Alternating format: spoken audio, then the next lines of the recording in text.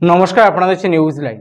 BLRO অফিসে সারা ভারত কৃষক সভা ডেপুটেশন ঘিরে ধুন্ধুমার উত্তর দিনাজপুরের চোপড়া ব্লক ভূমি ও ভূমি সংস্কার আধিকারিকের অফিসে ডেপুটেশন দিতে যায় সিপিআইএম কৃষক সভার নেতাকর্মীরা।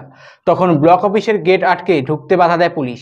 পাশাপাশি তৃণমূল কংগ্রেসের তরফে ওই চত্বর থেকে পাল্টা স্লোগান দেওয়া হয় বলে উত্তেজনা তৈরি হয়। সে সময় ঢুকতে গেলে বাম কর্মীদের সাথে পুলিশের ব্যাপক উত্তেজনা বাধে।